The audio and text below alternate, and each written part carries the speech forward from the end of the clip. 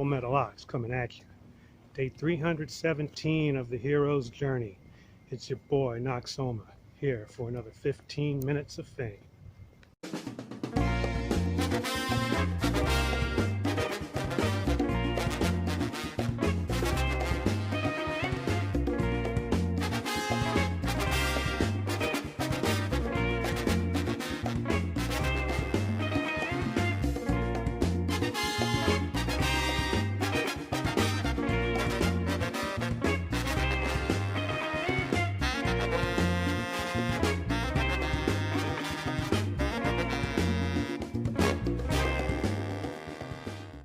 The wackos and the lunatic conspiracy theorists are sticking with their stories about there being no virus and the PCR test is invalid, and they're just out to get the money and depopulate the world, while the psychopathic experts, some self-styled, keep changing their stories.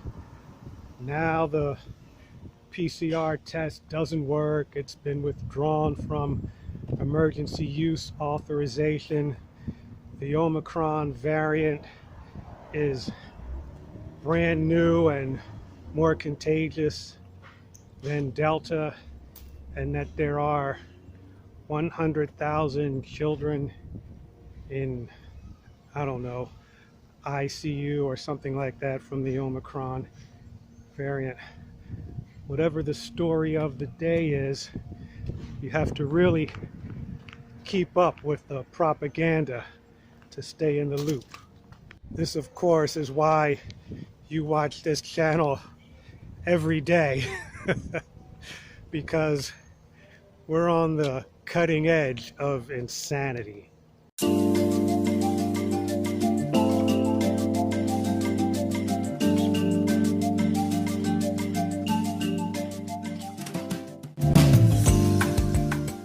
Hey, welcome back to the Fresh Start 2022 Walking Challenge. Have you got your walk in today? Would you like to participate?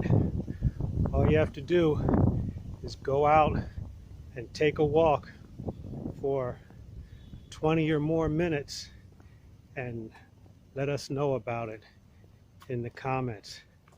I've never played Go, and I don't know how to play it, but I do know that such a game exists, and I do know the basic idea of the game, the strategy of the game.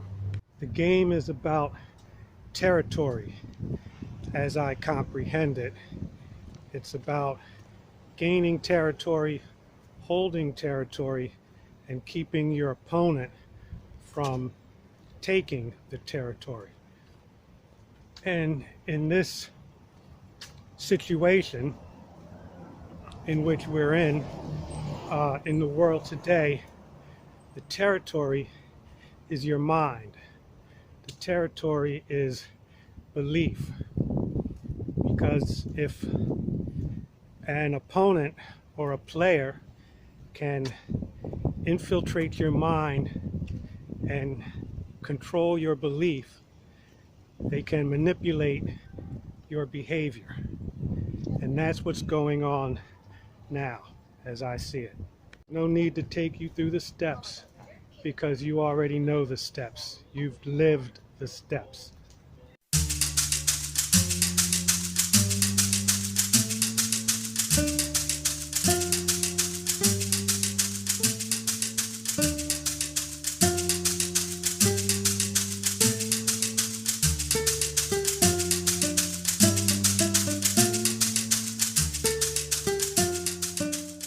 Welcome to one more park workout, and this may be the very first one of 2022. We will be resuming the park workout until we can get back into the proper gym, and just watch some previous episodes to find out what's up with that. We're getting ourselves reacclimated to being out at the park. We're set up here by the bleachers today, and it's mostly jumping rope and chest work for the moment. We might get some pull-ups in the tree, but of course I'll be reporting back to you on the flip. This may not actually be the first day this year back in the park, but what the heck, we'll call it park session 1 anyway. And it was pretty good, man. I jumped up and touched that net there a couple of times. I got a bunch of jump rope in, front, back, and skip. Got some chest work done with the bands, push-ups done, shoulder work done. So a nice little inauguration back to the park workout. And as usual, I thank you for joining me, and I will see you next workout. If you're over 30 and a little bit flabby and a little bit fluffy and want to learn how you can get into better condition, stronger, more endurance, a little bit tougher, then hit me up, Noxoma at protonmail.com. I can help you out, a little bit of consulting and some tips and maybe even some coaching. I may have mentioned this previously, but it seems to me that the truther community is getting a little overcrowded, and the truther audience seems to be getting smaller. You know, it just feels like that to me as I scroll through and I see how many people are reacting to something that went on. There's not much exposure happening these days because, I mean, there's not that much to expose. I think all of the doctors who are able to expose information about the quaxine, the Rona, etc., I think they've pretty much said all they have to say, and everything else is like an echo. Echo's not really a bad thing because it still reaches people that may need to hear it. That might be the echo or the resonance that snaps them out of their stupor and, you know, has them change their lives for the better, or at least not fear the Rona.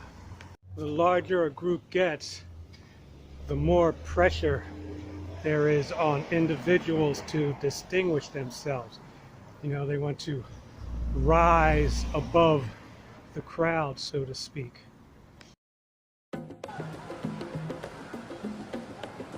Full Metal Ox coming at you, baby, in the 17th hour, 7 days a week on this BitChute channel, with commentary, opinion, fitness, philosophy, and observation of the world around us. So tune in, subscribe, and pass it along. Peace. There's a system called metabolism, and I think of metabolism as a circus act and sometimes a fighter, because this is how I explain it to myself and to other people. A lot of the for instances are just metaphors, but metabolism does really exist, and it does do these jobs. So let's say, for instance, metabolism is in charge of 7 operations in the body: digestion, immune system, converting food into energy, filtering poison out of the body. And just pick 3 other random things that you've learned that metabolism does.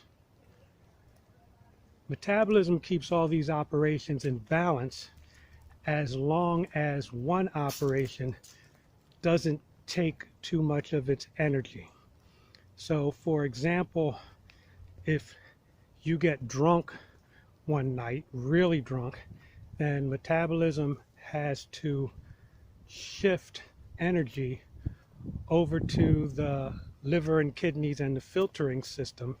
And of course, that takes away from other operations.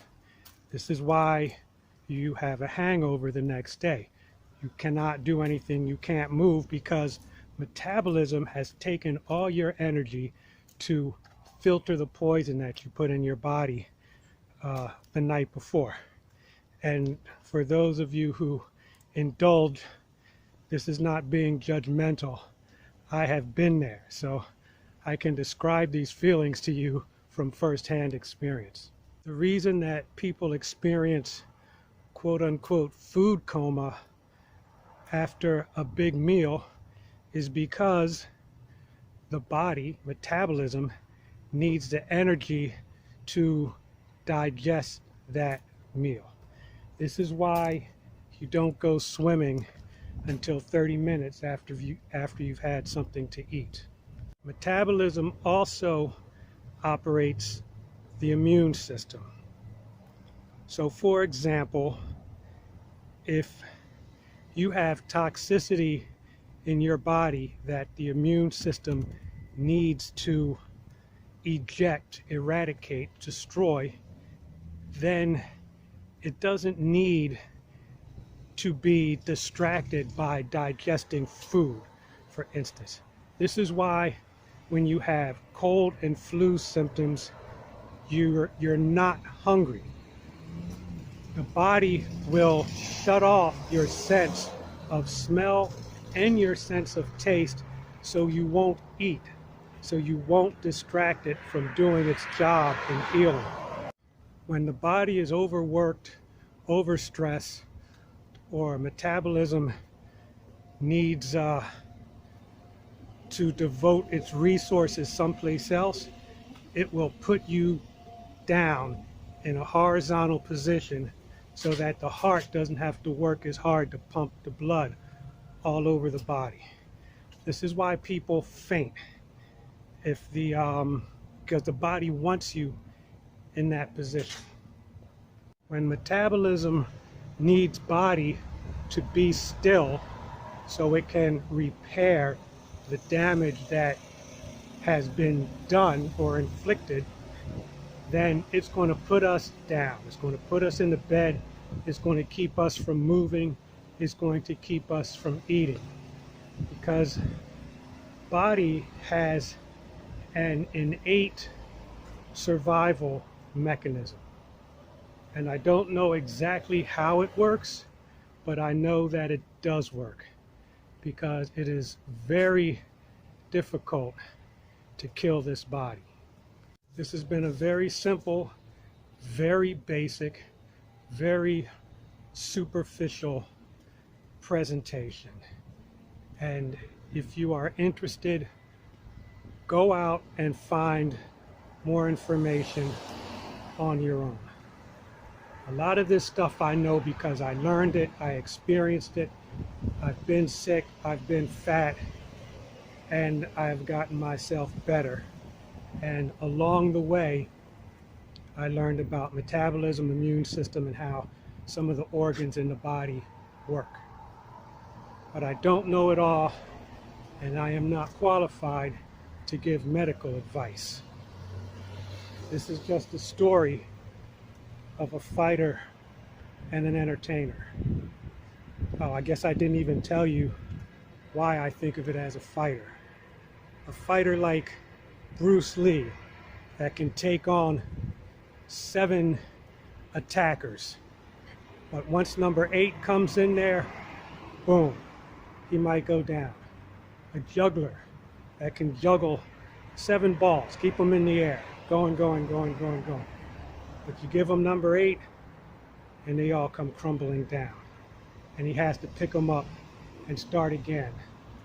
1, 2, 3, and so on. That's the body bouncing back. Those are my metaphors. I hope they help you.